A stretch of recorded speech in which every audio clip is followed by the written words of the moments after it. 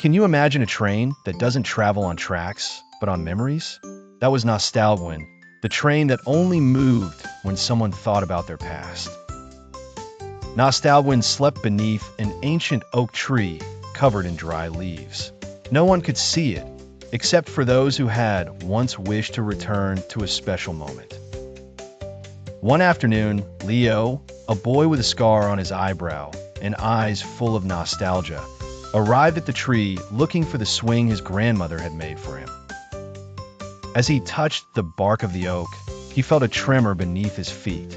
From the earth emerged the train, silent, gleaming, as if it had been waiting forever. "Do you want a board?" asked a metallic voice from the locomotive. "You only need a strong memory to start my engine." Leo remembered the smell of his grandmother's sweet bread and the laughter that filled her entirely. That was enough.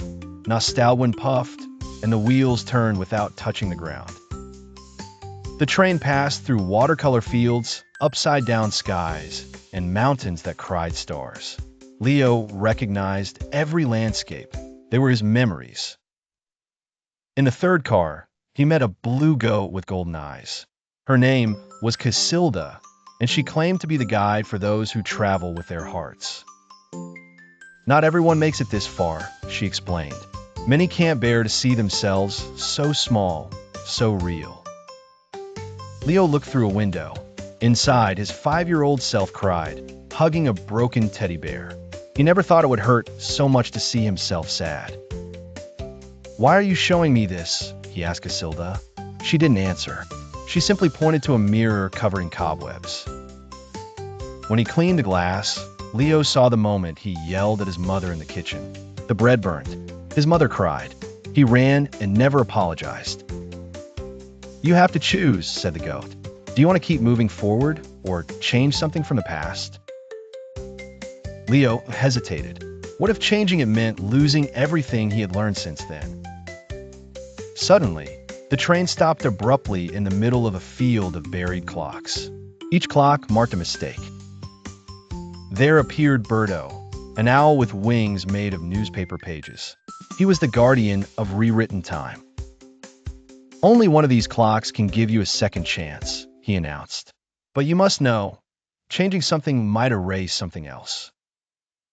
Leo chose the clock from the day he shouted. As he turned its hand, the train trembled and the landscape turned white like a blank page. He woke up in his house. His mother was in the kitchen, the bread in the oven. He ran to hug her before anything could go wrong. "I love you so much, Mom," he said without thinking. "Sorry for everything." She looked at him in surprise.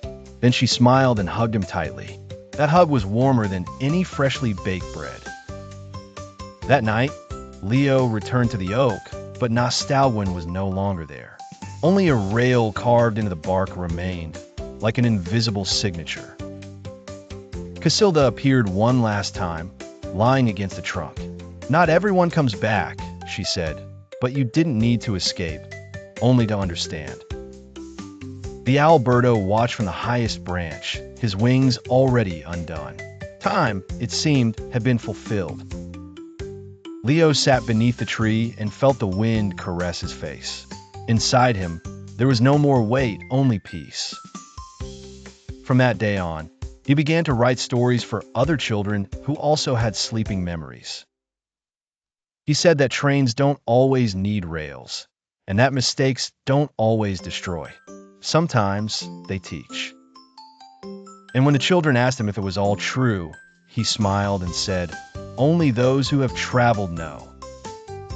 One night, he heard a distant whistle.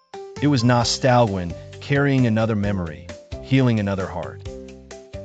Leo no longer needed a board. His journey was complete. Now, he helped others find their own trains. Moral: sometimes the most important journey isn't backwards, but inward, where forgiveness and understanding dwell. See you very soon with more magical tales that will take you to incredible worlds.